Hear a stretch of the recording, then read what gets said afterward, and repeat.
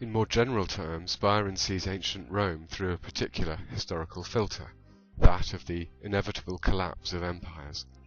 In his own lifetime he had witnessed the unprecedented rise and speedy fall of Napoleon and a European French Empire.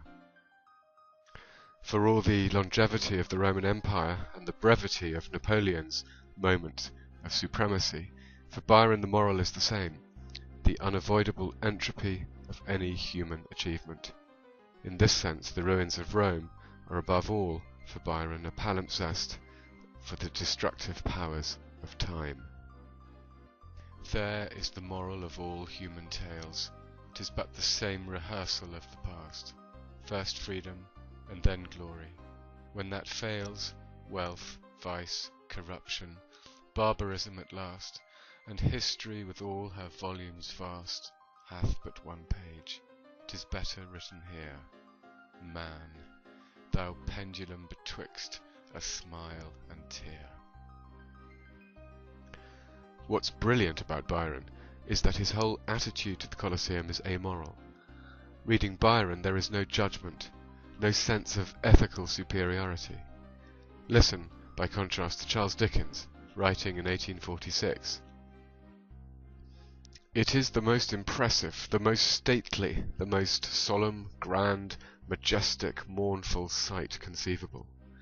Never, in its bloodiest prime, can the sight of the gigantic Colosseum, full and running over with the lustiest life, have moved one heart, as it must move all who look upon it now, a ruin. God be thanked, a ruin. Dickens is right, it was terrible, disgusting, and abhorrent, but his tone is so supercilious. Byron takes a broader view. Unconcerned with morality, he sees, feels, makes palpable a pattern of history, of humanity's achievements and ambitions followed by their inevitable demise. He is cynical but very engaging. Does his poem bring the past alive? Does it enable us to feel what it was like to die out there in the arena? Does it connect us not just to a place and a time, but to the flow of history? And does it make us question the present moment? The answer to all of these is yes. The filter through which Byron saw and experienced the Colosseum is that of a figure who, unlike any other, dominated his age, Napoleon. From humble origins in Corsica, Napoleon had risen rapidly through the ranks of the French army. With the death of the Ancien Régime and the extinction of the aristocracy in the French Revolution, it was the military's most prominent general who emerged as the new leader of France, first as consul under the Republic, later as emperor. His vision for an imperial France, rival to Rome's might in the past and England's in the present, seemed no sooner dreamed than realized. Spain, Portugal, Italy, Austria fell to his armies. By 1810 he controlled most of mainland Europe. His fall was no less sudden. In 1812 the French army attacked Russia and suffered its first major defeat. By 1815, following defeat again at Waterloo, it was all over. His empire had lasted all of 10 years. It was against this extraordinary backdrop that Byron arrived in Rome in 1818. He had already written a celebrated poem about the British army officers at a ball before the Battle of Waterloo, and visited the battlefield itself on his journey south to Italy.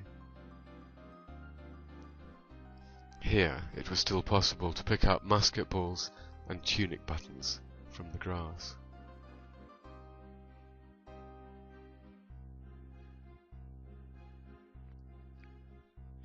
When Byron saw the ruins of the Roman Empire in 1818, the Forum and the Colosseum, it was with the vivid knowledge of Napoleon, with the sense that all human achievement, however magnificent, however awe-inspiring or overpowering, is doomed sooner or later to collapse. He had seen it in Napoleon's meteoric rise and fall. He had seen it in the collapse of his own reputation in England. Here it was again, in the ruined vaults, arches, the loops of time, as he calls them, of ancient Rome, proof to Byron of a pattern repeated in history, a cycle of creation and destruction in which all are obliged to play their part.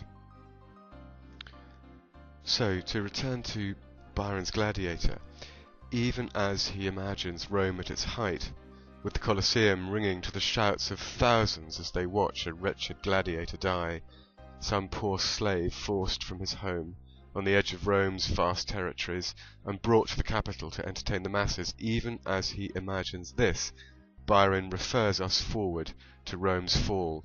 The ancestors of the gladiator, Byron projects, are the barbarian tribes, Goths, Huns, Vandals, who would sack the city 3 centuries later. And in the following quotation, note the origin of the title of a famous film from the 1950s, set in Rome and starring Gregory Peck and Audrey Hepburn. He reckoned not of the life he lost nor prize, but where his rude hut by the Danube lay, there were his young barbarians all at play. There was their Dacian mother, he their sire, butchered to make a Roman holiday. All this rushed with his blood. Shall he expire and unavenged? Arise, ye Goths, and glut your ire.